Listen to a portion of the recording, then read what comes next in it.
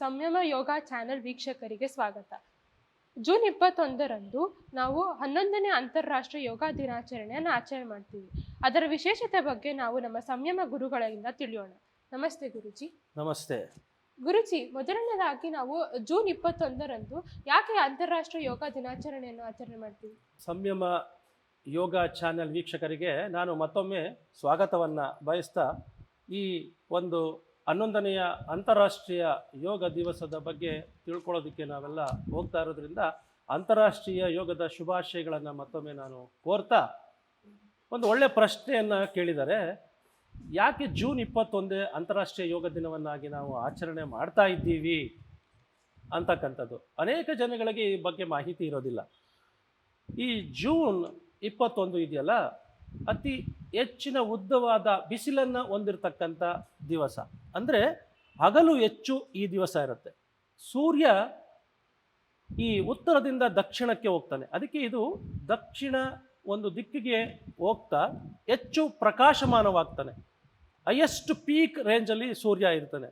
ಅವತ್ತು ದೆಹಲಿಯಲ್ಲೂ ಕೂಡ 14 ಗಂಟೆಗಳ ಕಾಲ ಹಗಲಿನ ಒಂದು ಬೆಳಕು ಇರುತ್ತೆ. ಒಂದು ಬೆಳಕು ಹೆಚ್ಚು ಇರತಕ್ಕಂಥ ದಿವಸ. ಸಮ್ಮರ್ ಸೋಲ್ಸ್ಟಿಸ್ ಇನ್ ನಾರ್ದರ್ನ್ ಹೆಮಿಸ್ಫಿಯರ್, ಉತ್ತರ ಗೋಳಾರ್ಧದಲ್ಲಿ ಈ ಒಂದು ಹಗಲಿನ ಹೆಚ್ಚಿನ ದಿವಸ. ಇದಕ್ಕೆ ಗ್ರೀಷ್ಮ ಸಂಕ್ರಮಣ ಅಂತ ಕರಿತೀವಿ. ಎರಡನೇದು ಸ್ಪಿರಿಚುವಲ್ ಸಿಗ್ನಿಫಿಕೆನ್ಸ್ ಅಂತೀವಿ. ಒಂದು ಆಧ್ಯಾತ್ಮಿಕ ಮಹತ್ವವನ್ನು ಒಳಗೊಂಡಿರ್ತಕ್ಕಂಥದ್ದು ಈ ದಿವಸ. ಬದಲಾವಣೆಯ ಪರ್ವ ಅಂತ ಹೇಳ್ತೀವಿ. ಅಂದರೆ ಯಾರಿಗೆ ಜ್ಞಾನ ಇರಲ್ಲ ಅಥವಾ ನಾಲೆಡ್ಜ್ ಇರಲ್ಲ, ಅವರು ಒಂದು ಆಧ್ಯಾತ್ಮಿಕ ಶಿಕ್ಷಣವನ್ನು ಪಡೆಯೋದಕ್ಕೆ ಅಥವಾ ಆಧ್ಯಾತ್ಮಿಕ ಜ್ಞಾನವನ್ನು ಪಡೆಯೋದಕ್ಕೆ ಈ ಒಂದು ದಿವಸ ಸಹಾಯಕಾರಿಯಾಗಿರುತ್ತೆ. ಹಾಗೂ ಒಂದು ಬದಲಾವಣೆಯ ಪರ್ವ ಅಂತ ಅಂದರೆ ತಮ್ಮ ಜೀವನ ಶೈಲಿಯನ್ನು ಬದಲಾವಣೆ ಮಾಡ್ಕೊಳ್ಳೋ ಒಂದು ದಿವಸ ಆಗಿರುತ್ತೆ.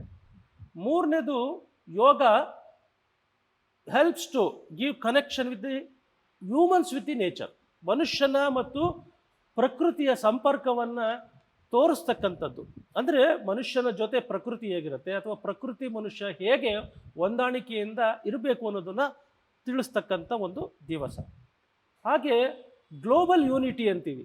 ಅಂದರೆ ಜಾಗತಿಕ ಮಟ್ಟದಲ್ಲಿ ಏಕತೆಯನ್ನು ತರ್ತಕ್ಕಂಥ ದಿವಸ. ಅಂದರೆ ಒಂದು ದಿವಸ ಇದು.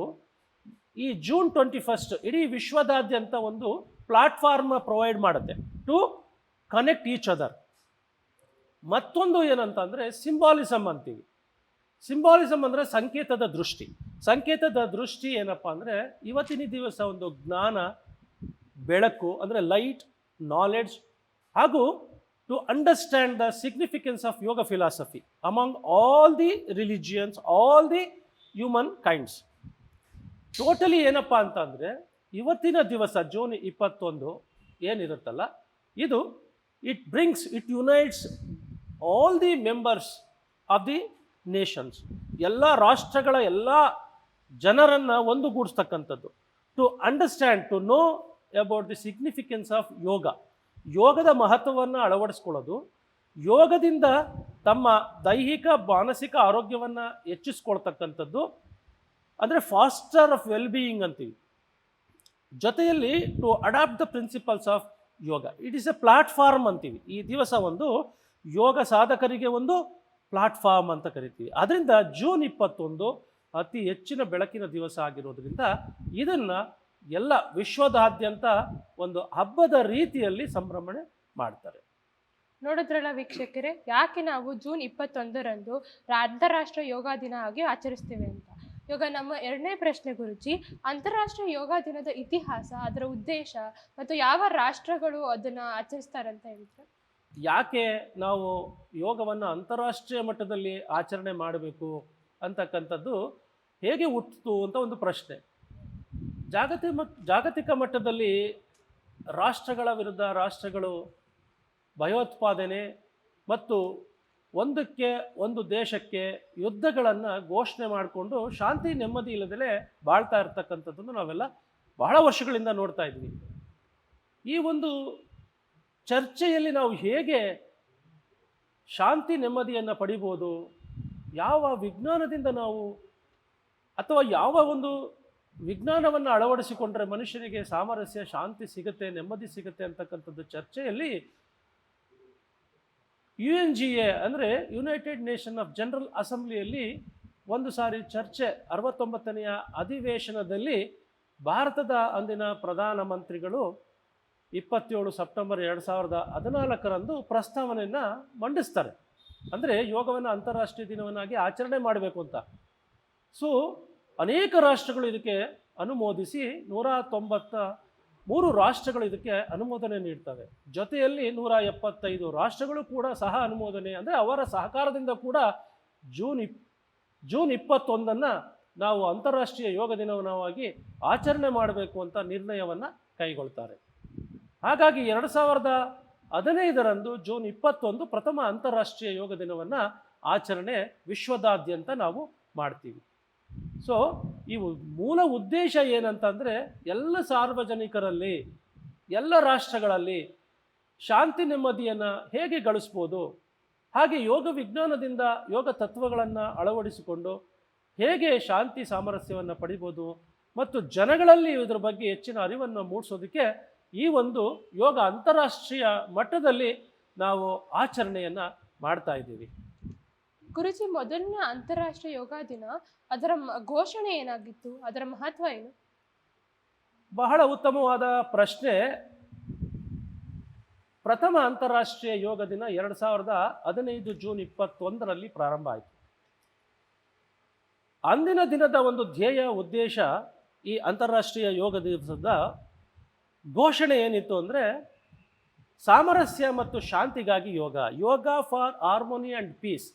ನೋಡಿ, ಈ ಒಂದು ಘೋಷಣೆಯನ್ನು ಯಾಕೆ ಅವತ್ತಿನ ದಿವಸ ಘೋಷಣೆ ಮಾಡಿದ್ರು, ಈ ಧ್ಯೇಯವನ್ನು ಯಾಕೆ ಇಟ್ಕೊಂಡ್ರು ಅಂದರೆ ಅಂತಾರಾಷ್ಟ್ರೀಯ ಮಟ್ಟದಲ್ಲಿ, ಜಾಗತಿಕ ಮಟ್ಟದಲ್ಲಿ ಭಯೋತ್ಪಾದನೆ ತುಂಬ ಇತ್ತು. ಈ ಭಯೋತ್ಪಾದನೆ ಅಂದರೆ ಟೆರರಿಸಮ್ ಅಂತ. ಎಲ್ಲ ರಾಷ್ಟ್ರಗಳಲ್ಲಿ ಎಲ್ಲರೂ ಕೂಡ ಯುದ್ಧವನ್ನೇ ಬಯಸ್ತಾರೆ. ಶಾಂತಿ ನೆಮ್ಮದಿಗಾಗಿ ಹೇಗೆ ನಾವು ಪಡಿಬೇಕು ಅಂತ ಚರ್ಚೆ ಜಾಗತಿಕ ಮಟ್ಟದಲ್ಲಿ ನಡೀತಾ ಇದ್ದಾಗ ಇದಕ್ಕೆ ಕಂಡುಹಿಡ್ಕೊಂಡಿದ್ದು ಯೋಗ ವಿಜ್ಞಾನ. ಯೋಗ ವಿಜ್ಞಾನದಿಂದ ನಾವು ಶಾಂತಿಯನ್ನು ಪಡಿಬೋದು ಅಂತಕ್ಕಂಥದ್ದನ್ನು ಜಾಗತಿಕ ಮಟ್ಟದಲ್ಲಿ ಎಲ್ಲರೂ ಒಂದು ಮನಗಂಡರು. ಹಾಗಾಗಿ ಯೋಗ ಒಂದು ಜೀವನ ಶೈಲಿಯಾಗಿ ನಾವು ತಗೊಂಡು ಬಂದರೆ ಜಾಗತಿಕ ಮಟ್ಟದಲ್ಲಿ ಶಾಂತಿ ಸಾಮರಸ್ಯವನ್ನು ನಾವು ರೂಪಿಸ್ಬೋದು, ಎಲ್ಲರಲ್ಲೂ ನೆಮ್ಮದಿಯನ್ನು ತರ್ಬೋದು ಅನ್ನೋ ಒಂದು ದೃಷ್ಟಿಯಿಂದ ಯೋಗ ಫಾರ್ ಹಾರ್ಮೋನಿ ಆ್ಯಂಡ್ ಪೀಸ್ ಅಂತಕ್ಕಂಥ ಒಂದು ಘೋಷಣೆಯನ್ನು ಮಾಡಿದ್ವಿ. ಈಗ ನಾವು ಮತ್ತೆ ಇದರಿಂದ ಹೇಗೆ ಯೋಗದಿಂದ ಸಾಮರಸ್ಯ ಶಾಂತಿಯನ್ನು ಹೇಗೆ ಪಡಿಬೋದು ಅಂತಕ್ಕಂಥದ್ದನ್ನು ನಾವು ಯೋಚನೆ ಮಾಡಿದಾಗ, ಯೋಗ ಅನ್ನೋದು ಕೇವಲ ಒಂದು ದೈಹಿಕ ವ್ಯಾಯಾಮವಲ್ಲ.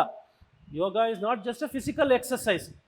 ಯೋಗ it's an union derived from Sanskrit root word yuj. Yuj ಎಂಬ ಒಂದು ಸಂಸ್ಕೃತದ ಧಾತುವಿನಿಂದ ಸೇರಿರ್ತಕ್ಕಂಥದ್ದು. ಅಂದರೆ yoga unites body and mind. Yoga embodies body and mind. ದೇಹ ಮನಸ್ಸಿನ ಸಾಮರಸ್ಯವನ್ನು ತಂದು ಕೊಡ್ತಕ್ಕಂಥದ್ದು. ಯಾವಾಗ ನಾವು ಮಾಡ್ತಕ್ಕಂಥ ಕೆಲಸದಲ್ಲಿ ದೇಹ ಮನಸ್ಸು ಒಂದಾಗುತ್ತೋ ಅಲ್ಲಿ ಒಂದು ಅಂಗಾಂಗಗಳ ಸಾಮರಸ್ಯ ಉಂಟಾಗುತ್ತೆ. Yoga embodies right thinking and right action. ನೋಡಿ, ಇವತ್ತಿನ ದಿನ ಯಾಕೆ ಎಲ್ಲ ಜಾಗತಿಕ ಮಟ್ಟ ಇರ್ಬೋದು, ರಾಷ್ಟ್ರ ಮಟ್ಟದಿನ ಒಂದು ಹಳ್ಳಿಗಳಲ್ಲೂ ಕೂಡ ಯಾಕೆ ಸಾಮರಸ್ಯ ಶಾಂತಿ ಇವಿಲ್ಲ ಅಂದರೆ ಆಲೋಚನೆ ಮಾಡೋದು ಒಂದಿರುತ್ತೆ, ಹಾಗೂ ನಮ್ಮ ಆ್ಯಕ್ಷನ್ ಒಂದು ರೀತಿ ಇರುತ್ತೆ. ಆಲೋಚನೆ ಮತ್ತು ಆ್ಯಕ್ಷನ್ ಅಂದರೆ ನಾವು ಏನು ಕೆಲಸ ಮಾಡ್ತೀವಿ ಒಂದು ರೀತಿ ಇರುತ್ತೆ, ನಮ್ಮ ಥಿಂಕಿಂಗ್ಗೆ ಬೇರೆ ಥರ ಇರುತ್ತೆ. ಎಲ್ಲಿ right thinking and right action ಇರಲ್ಲ ಅಲ್ಲಿ ಕೆಲಸಗಳು ಸರಿಯಾಗಿ ನಡೆಯಲ್ಲ. ಹಾಗಾಗಿ yoga embodies right thinking with right action. Yoga connects with the humans with the nature. ಪ್ರಕೃತಿ ಮತ್ತು ಮನುಷ್ಯನ ಸಂಪರ್ಕವನ್ನು ತರತಕ್ಕಂಥದ್ದು. ಅದಕ್ಕೆ ಯೋಗ ಇಸ್ ಕನೆಕ್ಷನ್ ಅಂತೀವಿ. ಯೋಗ ಅಂದರೆ ಒಂದುಗೂಡಿಸ್ತಕ್ಕಂಥದ್ದು, ಪ್ರಕೃತಿ ಮಾನವರ ಸಂಬಂಧವನ್ನು ಬೆಸೆತಕ್ಕಂಥದ್ದು. ಹಾಗಾಗಿ ಇದು ಇಲ್ಲಿ ಸಾಮರಸ್ಯವನ್ನು ತಂದುಕೊಡ್ತಕ್ಕಂಥದ್ದು. ಹಾಗೆ ಯೋಗ ಬ್ರಿಂಗ್ಸ್ ಹೆಲ್ತ್ ಆ್ಯಂಡ್ ವೆಲ್ನೆಸ್ ಅಂತೀವಿ. ಮನುಷ್ಯ ಕೇವಲ ಆರೋಗ್ಯವನ್ನು ಪಡೆಯೋದು ಅಷ್ಟೇ ಸಾಕಾಗಲ್ಲ, ಆರೋಗ್ಯದ ಜೊತೆ ಆನಂದವನ್ನು ಪಡಿಬೇಕು. ಅಂದರೆ ಕಾಯಿಲೆಗಳಿದ್ದರೂ ಕೂಡ ನಾವು ಹೇಗೆ ಆನಂದದಿಂದ ಇರ್ತಕ್ಕಂಥ ಒಂದು ವಿಜ್ಞಾನ ಯೋಗ ಇದನ್ನು ನಮಗೆ ಹೇಗೆ ಕಲಿಸುತ್ತೆ, ಹೇಗೆ ನಾವು ಆರೋಗ್ಯ ಪಡ್ಕೊಳ್ಳೋದ್ರ ಜೊತೆಗೆ ಆನಂದದಿಂದ ಹೇಗಿರ್ಬೋದು, ಅಂದರೆ ಕಾಯಿಲೆ ಇದ್ದರೂ ಕೂಡ ನಾವು ಆನಂದವನ್ನು ಹೇಗೆ ಅನುಭವಿಸ್ಬೋದು ಅನ್ನೋದನ್ನು ಈ ಯೋಗ ತತ್ವಗಳು ನಮಗೆ ಕಲಿಸ್ಕೊಡ್ತವೆ. ಜೊತೆಯಲ್ಲಿ ಯೋಗ ಎಂಬಾಡೀಸ್ ಜೀವಾತ್ಮ ವಿತ್ ಪರಮಾತ್ಮ. ಅಂದರೆ ನಾವು ಕೇವಲ ಮಾನವ ರೂಪದ ಗೊಂಬೆಗಳೇ ಆಗಲಿ ಅಥವಾ ಪ್ರಾಣಿಗಳಲ್ಲ, ನಾವು ಜೀವಾತ್ಮಗಳು. ಮನುಷ್ಯ ಪ್ರಾಣಿಗಳಿಗಿಂತ ವಿಭಿನ್ನ. ಜೀವ ಇರ್ತಕ್ಕಂಥದ್ದು, ಜೊತೆಗೆ ಜ್ಞಾನ ಇರ್ತಕ್ಕಂಥ ಪ್ರಾಣಿ. ಈ ಜ್ಞಾನ ಇರ್ತಕ್ಕಂಥ ಪ್ರಾಣಿ ಹೇಗೆ ಪ್ರಕೃತಿಯೊಂದಿಗೆ ಸೇರ್ಬೋದು, ಅಂದರೆ ಪರಮಾತ್ಮನೊಂದಿಗೆ ಹೇಗೆ ಸೇರ್ಬೋದು ಅಂತಕ್ಕಂಥದ್ದು. ಅಲ್ಟಿಮೇಟ್ ಗೋಲ್ ಆಫ್ ಯೋಗನೇ ಸೆಲ್ಫ್ ರಿಯಲೈಸೇಷನ್ ಅಂತೀವಿ. ಅಂದರೆ ಯೂನಿಯನ್ ಇಸ್ ಜೀವಾತ್ಮ ವಿತ್ ಪರಮಾತ್ಮ. ಇವೆಲ್ಲವನ್ನ ಕಲಿಸ್ಕೊಡ್ತಕ್ಕಂಥ ವಿಜ್ಞಾನವೇ ಯೋಗ. ಅದಕ್ಕಾಗಿ ಈ ಜೂನ್ 21 ರಾಷ್ಟ್ರ ಮಟ್ಟದಲ್ಲಿ, ಅಂತಾರಾಷ್ಟ್ರೀಯ ಮಟ್ಟದಲ್ಲಿ ಎಲ್ಲ ಜನಗಳನ್ನು ಒಂದುಗೂಡಿಸಿ ಯೋಗದ ತತ್ವಗಳನ್ನು ಪ್ರತಿಯೊಬ್ಬರಿಗೂ ಅರಿವನ್ನು ಮೂಡಿಸಬೇಕು ಅನ್ನೋ ದೃಷ್ಟಿಯಿಂದನೇ ವಿಶ್ವ ಒಂದು ಸಂಸ್ಥೆ, ರಾಷ್ಟ್ರ ಸಂಸ್ಥೆ ಈ ಯೋಗವನ್ನು ಅಂತಾರಾಷ್ಟ್ರೀಯ ದಿನವಾಗಿ ಆಚರಣೆ ಮಾಡಬೇಕು ಅಂತ ಈಗಾಗಲೇ ಬಹಳ ವರ್ಷಗಳಿಂದ, ಕಳೆದ 10 ವರ್ಷಗಳಿಂದನೂ ಕೂಡ ಇದನ್ನು ನಾವು ಅಭ್ಯಾಸ ಮಾಡ್ತಾ ಇದ್ದೀವಿ. ಜೊತೆಗೆ ಅಂತಾರಾಷ್ಟ್ರೀಯ ಮಟ್ಟದಲ್ಲಿ 177 ರಾಷ್ಟ್ರಗಳು, 40 ಮುಸ್ಲಿಂ ರಾಷ್ಟ್ರಗಳು ಯೋಗವನ್ನು ಒಂದು ಆರೋಗ್ಯದ ವೃದ್ಧಿಗಾಗಿ, ಮಾನಸಿಕ ನೆಮ್ಮದಿಗಾಗಿ, ಶಾಂತಿಗಾಗಿ, ಒಬ್ಬರಲ್ಲೊಬ್ಬರಿಗೆ ಸಾಮರಸ್ಯದಿಂದ ರಾಷ್ಟ್ರ ಮಟ್ಟದಿಂದ, ಜಾಗತಿಕ ಮಟ್ಟದಿಂದ, ಹಳ್ಳಿಯ ಮಟ್ಟದಲ್ಲಿವರೆಗೂ ಕೂಡ ನಾವು ಆನಂದವಾಗಿ ಜೀವನ ನಡೆಸ್ಬೋದು ಅಂತಕ್ಕಂಥದ್ದು. ಇವತ್ತಿನ ದಿವಸ ನಾವೆಲ್ಲ ಒಟ್ಟಾಗಿ ಸೇರೋದ್ರಿಂದ, ಜೂನ್ 21 ಎಲ್ಲರೂ ಒಟ್ಟಾಗಿ ಸೇರಿ ಅಭ್ಯಾಸ ಮಾಡೋದ್ರಿಂದ ನಮಗೇನಾಗುತ್ತೆ, ನಮ್ಮ ಜೀವನ ಶೈಲಿ ಬದಲಾವಣೆ ಆಗುತ್ತೆ.